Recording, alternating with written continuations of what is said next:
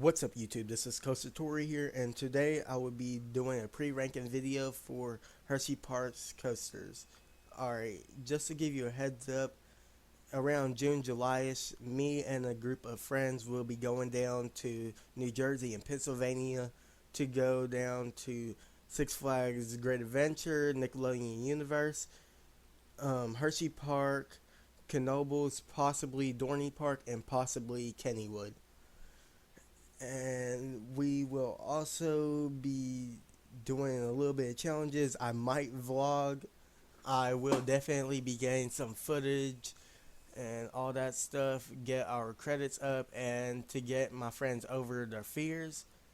But also this video will be all over the place because I do not use a script, and I do have to separate the video every time I pre-record a section.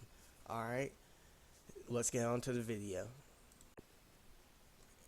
In number 1, we have Sky Rush for my most anticipated coaster at Hershey Park, because the intensity from you just going up the lift hill to the very end of the ride, you got it. It's just insane from the first turn off that drop and then to the airtime. It just is insane. It looks like if you were to have I-305 and Maverick put it together, keep the standard seats, and add wing seating along with it, that's what you would have. And that makes Sky Rush. Well, with it being so intense, it also has a nickname called Thigh Crush due to the restraints. And I think the restraints will be okay for me because I survive inverter. I survived like 3 rides of inverter at Adventure Dome, so I think I could take on Sky Rush. In number 2, we have Storm Runner, which looks insane. Especially since I was little, I saw it, and this is one of the rides that kind of got me into being a roller coaster enthusiast. But Storm Runner just looks insane. It's an intimate accelerator model, which I have ridden an accelerator at Knott's Berry Farm, which I did love, and so I expect to love Storm Runner because it has that launch and the top hat, but not just that. It has inversions, and it looks like it might even have some good airtime. And I just can't wait to ride it. There has been some issues with it going on, which Hershey Addict does talk a lot about, which I will leave a link to his videos talking about that stuff. But I can't wait to experience this, and I know the people that I will be with will be definitely scared to go on it, so that's why I'm excited for it. Alright, in number 3, we have Fahrenheit, which Fahrenheit just looks insane. It's definitely looked insane to me when I was younger, and I still do think it looks insane. I think it's underrated. From it having a vertical lift to beyond vertical drop and all the inversions, it just looks insane, which it's one of the only roller coasters in the world to feature a Norwegian loop, and I just can't wait to experience that. I know the people that I will be with definitely are not ready for it. There's one that's afraid of heights, and one of them that has only been on the roller coasters at Magic Springs and in Hot Springs, Arkansas. And so I know they are not ready for these, but they will get ready. In number 4, we have Candemonium, which is a B&M Hyper coaster. And I know number 4 for a B&M Hyper, that's a pretty low ranking for a B&M Hyper. But with the competition that it has, that's really good competition. But I've also ridden Goliath at Six Flags over Georgia and Mako at SeaWorld Orlando. And I like Goliath way more than I liked Mako. And I hear Mako and Candemonium are around each other, with Candemonium being like a step down kind of. But I do think that Candemonium will be a great ride, and I think it will have good flow to airtime.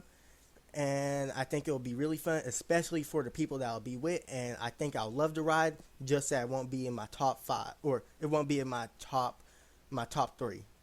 It definitely will be in my top 5.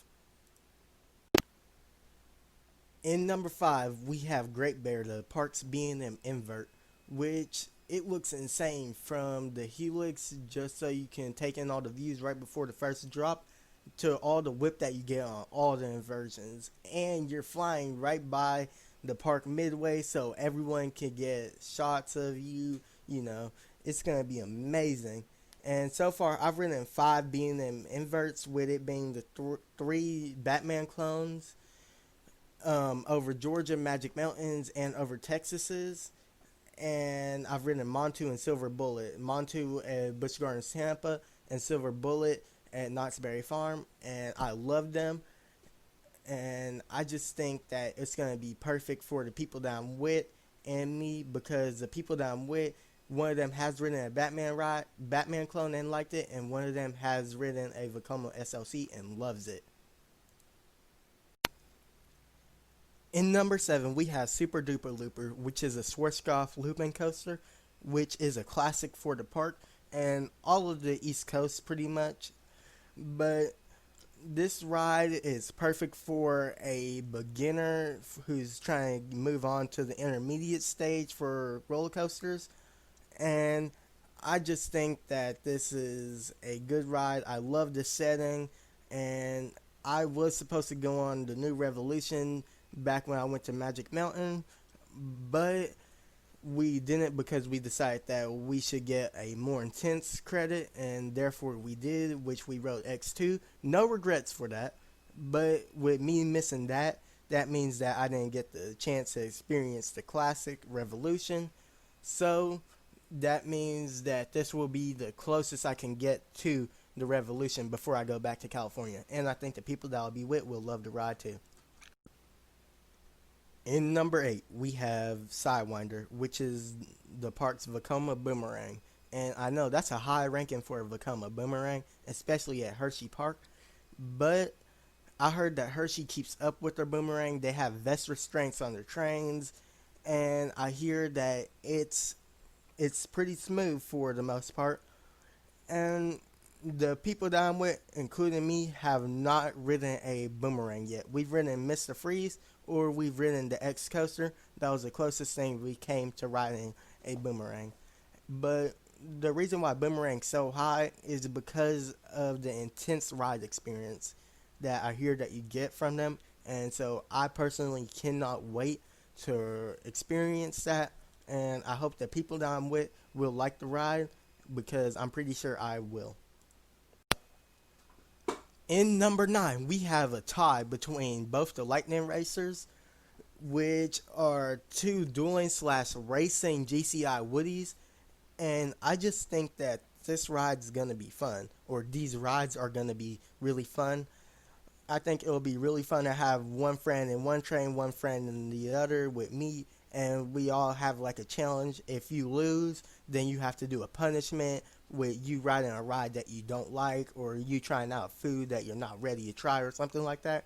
Just a little fun challenge.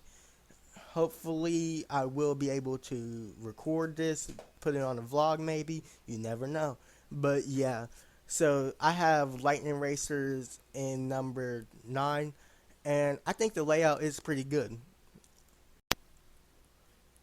In number 10, we have Comet, which is Hershey's classic Woody, and it's low, but I think it's going to be a good ride. It's just the fact that I rode a classic Woody called the Great American Scream Machine at Six Flags over Georgia, which was really rough. It had a bunch of potholes. That's my fear about this Woody being Comet, because I'm just afraid that I'm going to have another backache again, have to go to the chiropractor, which I doubt would happen, because I know Hershey Park does keep up with their coasters, and they retract them pretty much annually when it comes down to if they have bad complaints. And I haven't heard anything bad about Comet, and I have heard that it gives you pretty good airtime. And so I do think it's slept on, including slept on by me, and I can't wait to experience it. In number 11, we have Laugh Track, which is a Mauer spinning coaster, which is indoors also. And I've ridden one Mauer spinning coaster in my life. It was called Extreme. It was at Blue Bayou in Baton Rouge, Louisiana. It's no longer there now. It got relocated to somewhere overseas, but I did like the ride, and I think that this ride will be really good. I think the people that I'm going to be with will love it, especially since it's indoors and we will be going in the summertime, probably on a hot day. But yeah, it's indoors, it's a spinning coaster. There's not much to say other than the fact that I do love the fact that the queue is a fun house. And also, I think that the laughing, because I did hear about how there's laughing that plays all around you, I think that's going to be creepy but also fun. And I can't wait for that. In number 11, we have Wildcat, which is GCI's first roller coaster. And this ride was insane for a first coaster. I wish any company could have this big of a start, and GCI really did get lucky. And this ride was known to be pretty good at the time, but now as it's aged, it seems like it's gotten boring.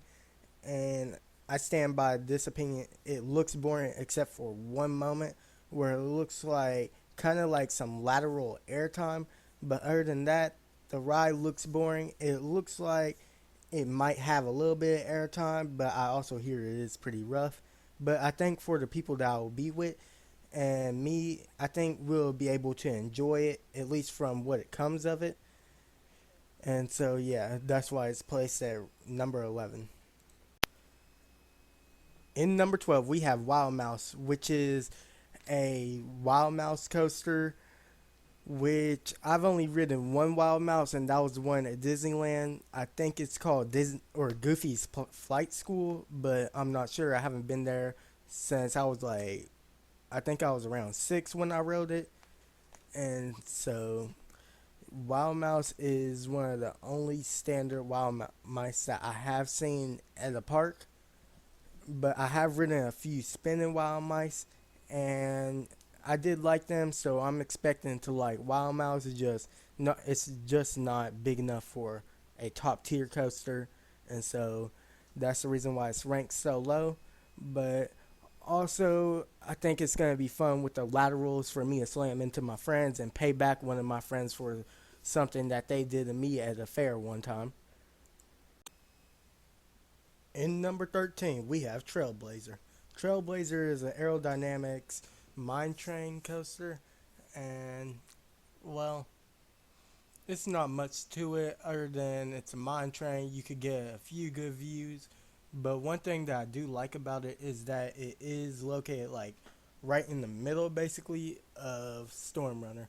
So I think it'd be really cool if you're doing this one straightaway section and Storm Runner is sitting right on the launch track and launches right there, right next to you. I think that would be a really cool experience. But other than that, there's not really much to say about Trailblazer other than it looks smooth and it's a mine train. So you can't expect too much. It's a good family coaster. And last but not least, we have Coco Cruiser, which is a Zamperla kiddie coaster, which features one helix. It's a pretty standard kiddie coaster. Obviously, once you go up into that helix, as soon as you're popping into that helix, it looks like it gives you, great airtime. Not terrible. Totally not terrible. No, I'm kidding. So really, there's not much to say other than it's good for little kids. There's no airtime at all. It it's just a cool little ride for a little kid. I think I'm gonna try to get my friends on it so we can just be idiots on there and hopefully publicly embarrass them. No offense to my friends, but they know what's going on. And that'll do it for my list of me pre-ranking the coasters at Hershey Park. If you enjoyed, please leave a like, comment, and subscribe if you want. There will be more content coming to this thing in the future, but there has been a lot of stuff with school lately, which I didn't realize how hard it was gonna be. But since I'm on break, I will be trying to make at least 4 or 5 videos over the break. But yeah, and tell me how you like the way I did this if you want. And so, yeah, have a good day. Happy holidays, Merry Christmas. You know how it is. And this is Costa Tori signing off.